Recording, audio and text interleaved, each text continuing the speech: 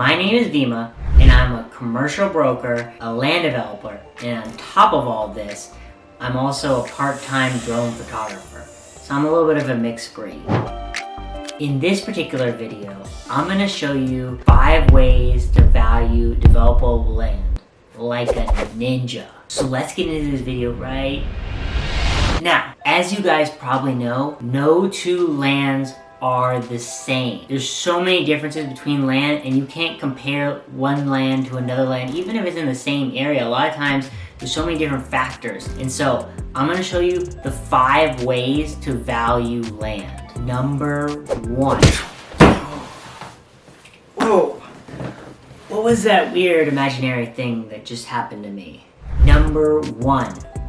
Zoning. From commercial zoning to residential zoning to no zoning. There's so many different zonings, and it depends what county you're in, what city limits you're in. Zoning plays a big factor when it comes to value and the characteristics of the property.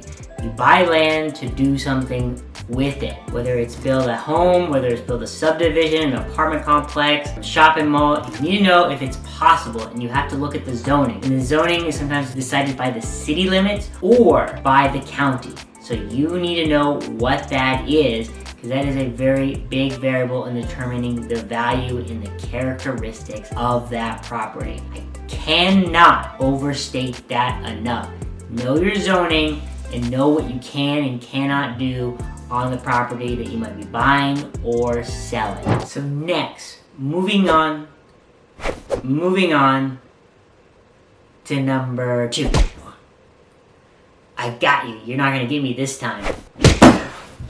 Number 2, access. What kind of access do you have to the property? Do you have any type of road frontage? Super important. How do you get to your property? Do you have to take like an easement through someone else's property? Is there a highway that goes through your property, or it goes on the side of it? You need to know your road access, or just access to the property. How do you get to your property? And in general, being close to major highways is more valuable, especially for larger acreages of land. So you need to know your road access. But generally, for large acreages of land, having a highway access is major keys. But just because you have highway access does not mean you have TxDOT access. Now, TxDOT is king when it comes to access. Just because there's a highway along your property does not mean you have road frontage access or a TxDOT access. So you need to find out. If you don't have TxDOT access, then you don't really have access. So know your accesses, because it plays such a huge portion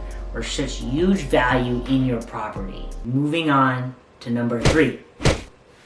Utilities. Are there utilities on the property that are available? Or do you just have access? When you think of utilities, there's 3 big ones. Water, electricity, and sewer. Do you have access points already? Do you have the ability to get access? Is the access point close by? How much does it cost to get access? These things are very location dependent, and you need to know them in order to make decisions whether you're selling or buying. So, know utility. Know where your utilities are. If you don't have them, what might it cost to bring them to the property? Use that as a way to assess value, because everyone is buying or selling land for a particular reason. Most people want utilities of some kind. Or you need to know going in that you have to bring utilities in some other way if it doesn't already have it, potentially. Tip number 4. Whew. Getting tough. Tip number 4, overlays. Thinking about, in particular, the biggest overlay is floodplain. Does your property flood? Is it in the Vema flood zone? Is there any type of restrictions like natural preservation kind of things?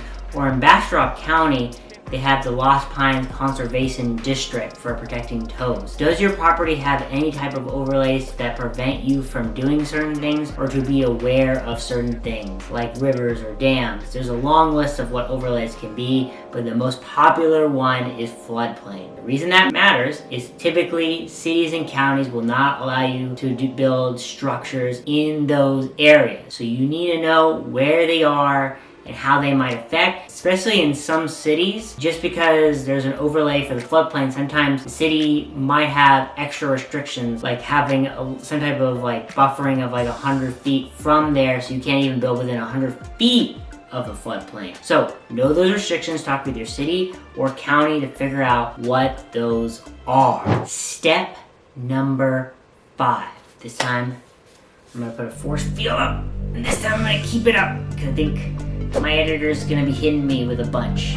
So tip number 5, topography. Now topography is the grading of your property. Does it go up and down or is it flat? Flatter is generally better. You don't have to worry about drainage as much, and how buildable the land is generally determined by how flat it is. The flatter it is, the more buildable it is. Although a little bit of slope is okay. But large slopes, whether going up or down from the street, play a major factor on how buildable it is. So you need to know the topography and how it might affect it being buildable. Especially with utilities, if you complicate utilities coming in, that plays a big factor. Man, I keep getting hit. These guys are just doing whatever they can. I gotta keep this force field up. That's all the steps that I have for you to evaluating land. Just do me a favor, like this video, subscribe to this channel, as I try to help buyers and sellers of developable land and how to navigate the world and really know their value, or know the value of what they're buying or the value of what they're selling. So do me a favor, this editor keeps hitting me, or keeps trying it. Do me a favor, like this video, and I'll see you guys next time.